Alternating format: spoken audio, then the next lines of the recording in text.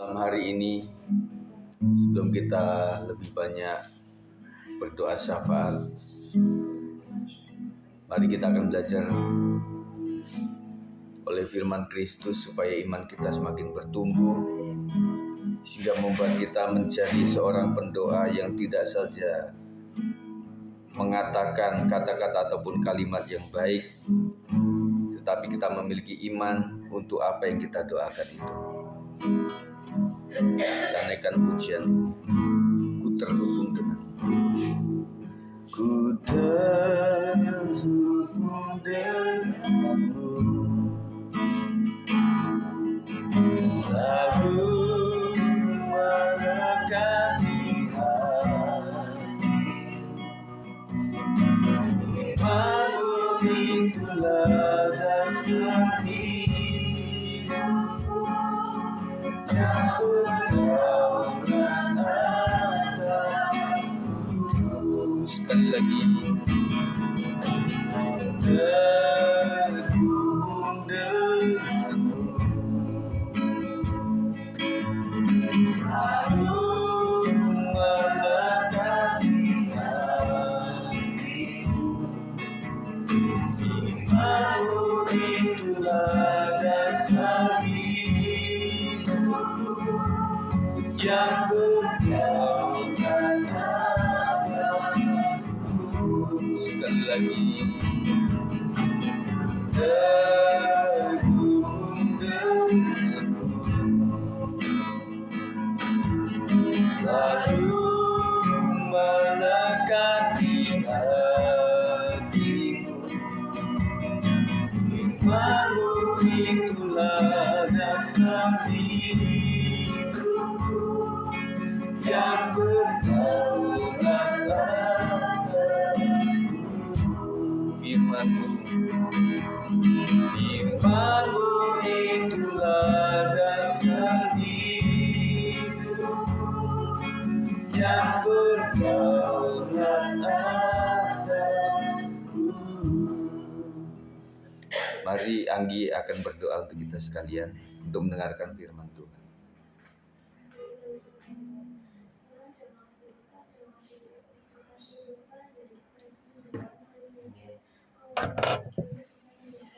Ya Yesus.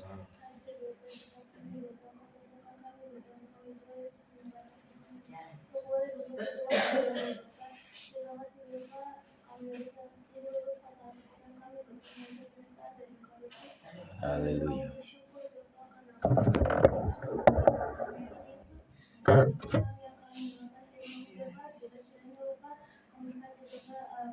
Ya Yesus. Amin. Berapi ya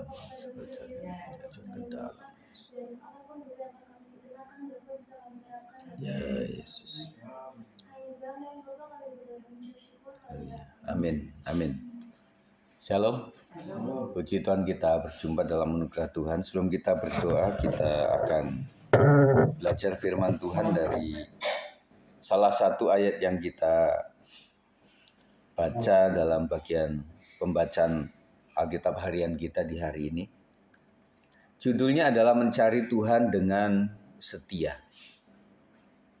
Ya, karena ada yang mencari Tuhan tidak dengan setia. Pembacaannya dalam Amos 5 ayat 4, 1, 2, 3. Sebab beginilah firman Tuhan kepada kaum Israel, carilah aku, maka kamu akan hidup. Seringkali kita berpikir bahwa hidup rohani itu kuat karena banyak aktivitas. Misalnya datang ibadah, atau ikut pelayanan, atau bahkan sibuk dalam kegiatan gereja. Tetapi melalui Nabi Amos ini Tuhan menyampaikan sesuatu yang sangat sederhana namun dalam, yaitu carilah aku maka kamu akan hidup. Carilah Tuhan maka kamu akan hidup. Ini bukan sekedar ajakan, ini adalah kunci kehidupan rohani. Jadi fokus kita adalah mencari Tuhan. Di tengah kesibukan kita harus mencari Tuhan. Kenapa? Karena memang kekuatan manusia terbatas. Yang kedua, mengandalkan manusia itu adalah hal yang melanggar firman Tuhan. Dan kemudian manusia, kita pun sendiri juga terbatas sekalian. Jadi kenapa Tuhan ajarkan supaya kita mencari Tuhan? Karena Tuhan itu tidak pernah tutup mata, tidur, dan tidak pernah tidak berjaga. Istilah kata sepanjang hidup manusia, Tuhan tidak pernah tertidur dan terlelap. Amin. Bahkan Dia sebagai gembala itu membawa kita kepada rumput yang hijau, kepada air yang tenang. Pada zaman Amos, umat Israel tetap beribadah, tetapi hati mereka jauh dari Tuhan. Jadi dalam ayat ini juga kita mengerti bahwa ternyata beribadah itu tidak cukup. Ya. Karena mereka ibadah tapi hatinya jauh dari Tuhan gitu loh. Ya. Ataukah bisa dibalik ketika orang itu, saya nggak terlalu setia banget lah dalam ibadah itu, tetapi memang hati saya mendekat kepada Tuhan. Artinya gini, ini pedomannya adalah ya tidak dekat sama Tuhan itu tidak selalu dan tidak boleh selalu dalam keadaan ibadah gitu. Karena firman Tuhan juga mengajarkan bahwa lakukan segala sesuatu seperti untuk Tuhan dan bukan untuk manusia. Nah, segala sesuatu itu kebanyakan di luar gereja, benar saya sekalian. Yang belajar ya belajar, ibu rumah tangga yang mengelola rumah tangganya, bapak-bapak yang mencari kerja, ada di pekerjaan, di usaha. Kemudian itu yang paling membuat kita ya kita harus mengandalkan Tuhan. Dan banyak kali kalau Tuhan sudah tuntun itu riwayatnya itu lucu saudara sekalian.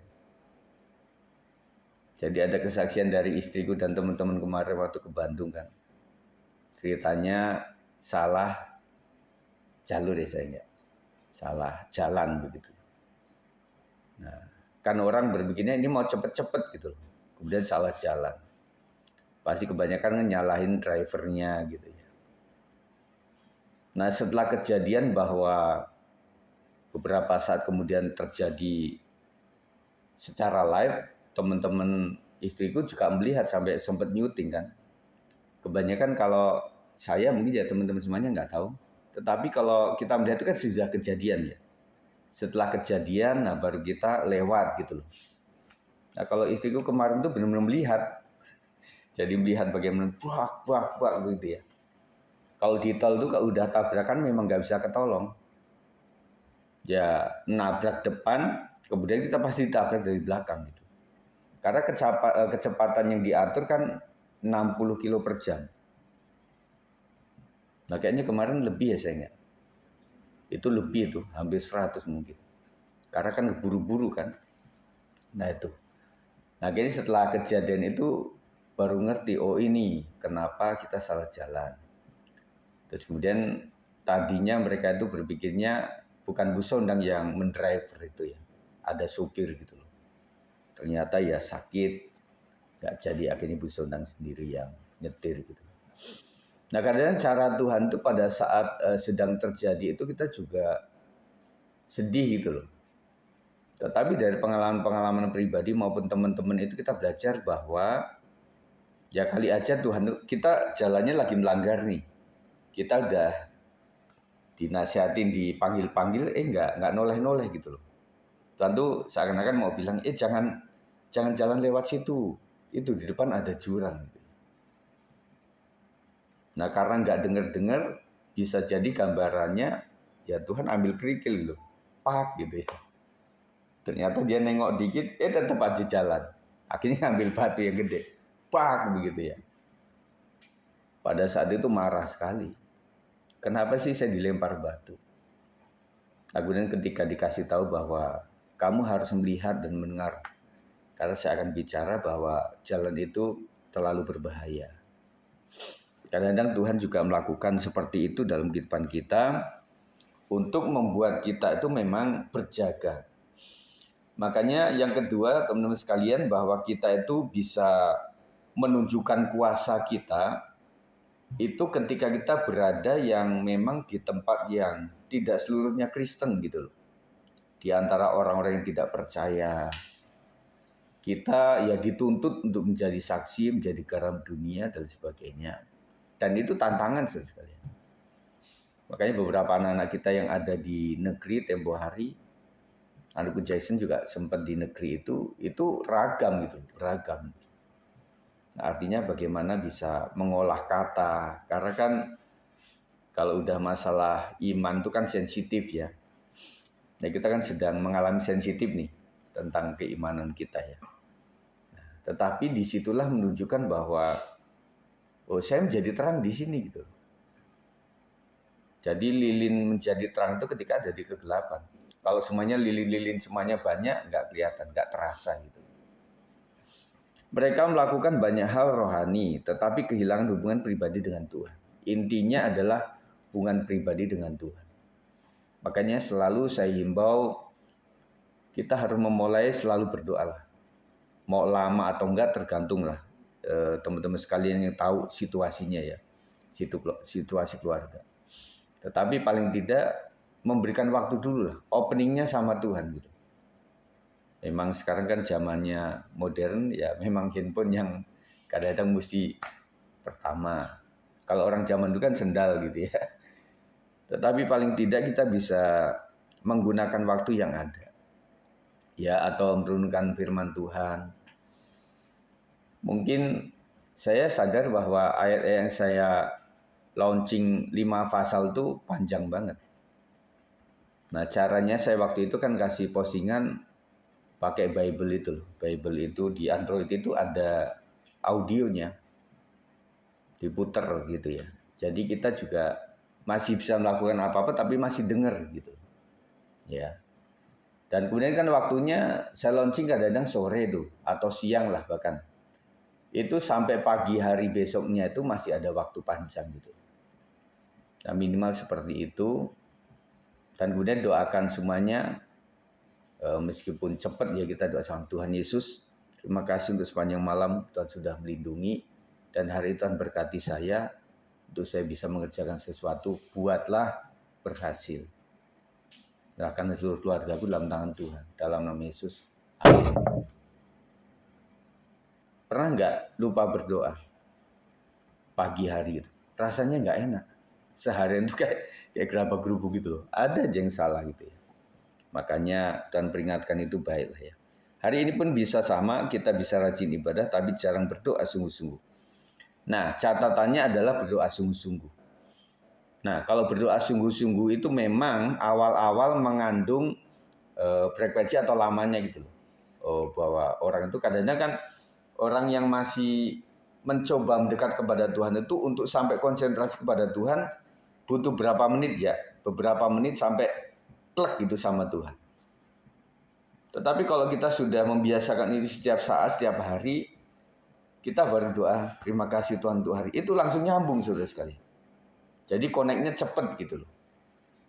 Makanya saran saya untuk berdoa meskipun dikit nggak apa-apa itu adalah untuk orang yang memang terbiasa berdoa, yang sudah rajin berdoa.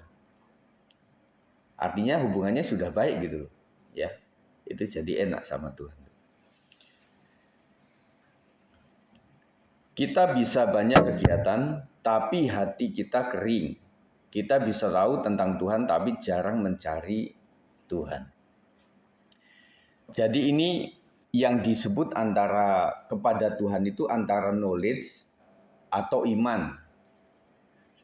Kalau knowledge kita kalah lah sama orang-orang teologi ya, sama Pak Arif, sama Pak Po.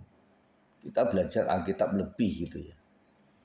Tetapi secara iman mungkin bisa jadi ahli-ahli teologi itu kalah sama ibu-ibu yang di kampung. Yang beriman kepada Tuhan waktu doa itu sungguh-sungguh gitu. Ya. Jadi intinya adalah beriman. Dan Tuhan katakan iman itu timbul dari pendengaran oleh firman Kristus. Hanya karena firman yang membuat iman kita dewasa dan sesuai dengan kehendak Tuhan. Tuhan tidak berkata buatlah lebih banyak kegiatan, tetapi Tuhan berkata carilah aku. Artinya datang kepada Tuhan secara pribadi. Luangkan waktu berdoa bukan karena kewajiban tapi kerinduan. Pasti kita pernah mengalami doa yang formal, doa karena ditunjuk. Kadang-kadang itu belum juga sampai sepenuh hati gitu loh.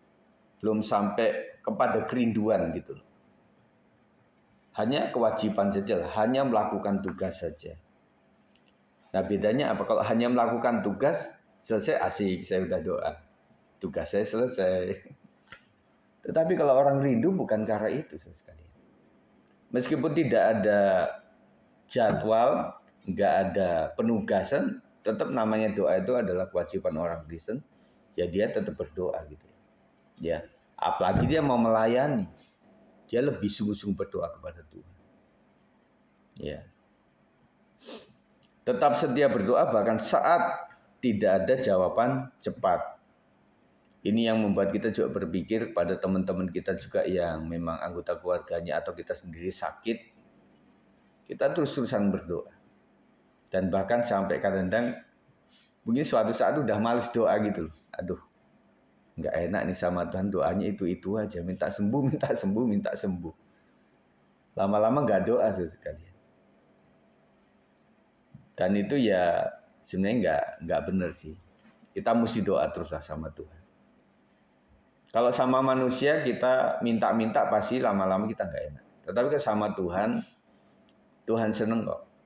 Kita datang sama dia tuh Tuhan sangat senang. Dan tidak pernah merasa direpotkan. Kenapa? Yang pertama memang kesibukan manusia membuat beda. Kalau misalnya orang lagi beres-beres, lagi masak, kemudian datang minta tolong, kita lama-lama sebel sudah. Tetapi Tuhan yang Maha Kuasa itu, dia mendengarkan doa kita. Yang kedua, dia mampu untuk menjawab doa kita. Amin. Kalau kita terbatas sekali. Tetapi Tuhan tidak terbatas. Tuhan kasih waktu sepenuh hati, kemudian memang sanggup untuk melakukan itu. Yesus sanggup, dia sanggup. Luangkan waktu berdoa bukan karena kewajiban, tapi kerinduan. Tetap setia berdoa bahkan saat tidak ada jawaban yang cepat. Karena di dalam mencari Tuhan, itulah ada kehidupan, yaitu kekuatan saat lemah. Nah, kita merasa bahwa kekuatan itu muncul pada saat kita berdoa. Banyak orang itu ditipu iblis dengan cara gini, kalau kamu punya masalah, gak usah doa, gak usah datang ibadah. Kau pelesiran aja, nah begitu, kata dagingan begitu. Oh iya juga ya. Tetapi ketika orang punya masalah terus kemudian naik ke gunung nih misalnya atau ke pantai gitu ya. Padahal dia masih punya masalah. Ya sesaat selesai sih. Tapi setelah pulang itu kan masalah tetap ada. Masalah yang kedua capeknya, bener gak? Sang driver ini kan paling capek kalau jalan-jalan itu ya. Kenapa? Ya mereka kan seneng jalan-jalan begitu ya. Habis pulang mereka kan tidur. Drivernya emang bisa tidur? Nggak bisa. Jadi capek double sekali. Nah, kalaupun kita pergi itu hanya untuk anak-anak saja. Ya kan, kita punya anak yang perlu refreshing, perlu tahu ilmu secara nyata. Kok di kelas kan memang cuma gambaran ya, misalnya biologi ini ditunjukkan ini itu gitu ya. Tetapi kalau orang anak-anak itu dibawa ke museum misalnya ya, ada yang suka museum nggak hari ini? Jarang mungkin ya, seharusnya ada. Jadi melihat, jadi nggak cuma dari buku, misalnya ke planetarium yang melihat bintang-bintang itu kan, taman mini misalnya, oh ini suku Indonesia tuh segitu banyak, jadi untuk rumahnya suku ini seperti ini, suku ini seperti ini. Itu adalah pengetahuan, ya. Dan anak juga senang dengan itu. Karena di dalam mencari Tuhan itu ada kekuatan ketika kita mengalami lemah. Kemudian ada pengharapan saat putus asa. Pasti kita mengalami, seorang pendeta besar pun akan pernah mengalami putus asa. Bahkan Yunus pun juga mengalami keputusasaan. Termasuk nabi-nabi Tuhan juga mengalami keputusasaan itu. Kemudian damai di tengah pergumulan. Nah, yang paling dicari itu adalah bagaimana menghadapi kemelut rumah tangga, pekerjaan, pendidikan, tapi masih ada damai. Gitu loh. Jadi damai di sini maksudnya adalah bukan berarti untuk melupakan masalah, tidak. Tetapi lebih kepada damai di tengah badai. Gitu. Jadi ada masalah tetapi tetap ada damai. Contoh yang saya suka contohkan itu adalah Paulus dan Silas. Pada saat menghadapi ancaman hukuman itu, bagaimana mereka bisa menyembah di penjara itu. Dan itu keras. Kenapa saya bilang keras? Sampai seluruh penjara itu mendengar. Dan penjara itu kan tidak begini, pasti dinding-dinding yang tebal gitu ya. Artinya sungguh-sungguh. Dan terjadi mujizat luar biasa. Aplikasi untuk kita, mari kita belajar setia berdoa setiap hari, bukan hanya saat butuh. Nah ini kembali. Jadi kalau sudah rutin itu ya bukan berarti saya ada masalah makanya saya doa, enggak. Tetapi sampai enggak ada masalah pun istilah kata kita tetap berdoa sama Tuhan. Jadi kayak gaya hidup begitu. Sudah enggak lupa. Otomatis begitu. Tidak menyerah walau doa belum terjawab. Menjadikan doa sebagai gaya hidup, bukan rutinitas yang kosong. Ingat, doa bukan tentang panjangnya kata-kata, tetapi kedekatan kita dengan Tuhan. Kalau misalnya seseorang telepon kepada orang yang baru kenal, pasti dia akan jaga komunikasi agak panjang, kenalan, begitu ya. Mesti cari tahu ini siapa, gitu. Kalau zaman dulu tuh orang punya kartu nama. Jadi waktu dia ketemu di mall dan kemudian itu orang baru, dia kasih kartu nama. Jadi dengan itu, tahu. Oh ternyata marganya Huta Galung gitu ya. Oh berarti orang Batak gitu, langsung tahu. Dan kadang-kadang nama kemudian di bawahnya itu ada status dia. Apakah dia itu kepala sekolah ataukah pemilik toko atau karyawan atau apa itu ada. Jadi memperlakukan kita lebih gampang. Kalau zaman sekarang by phone. Nah kalau orang sudah dekat itu udah sangat mudah gitu loh. Misalnya saya telepon sama Pak Wi ya sudah mudah, langsung akrab kan begitu. Tetapi kalau kepada jemaat yang baru beda gitu loh. Nah itu kedekatan tuh menentukan itu. Penutup, mungkin hari ini ada yang merasa lelah, doa terasa kering atau jawaban belum datang. Firman Tuhan tetap sama, carilah aku maka kamu akan hidup. Bukan mungkin hidup, tapi pasti hidup. Itu saja saya sampaikan malam hari, saudara sekalian, kiranya Tuhan berkati kita. Kita akan berdoa sebelum kita doa syafaat ya.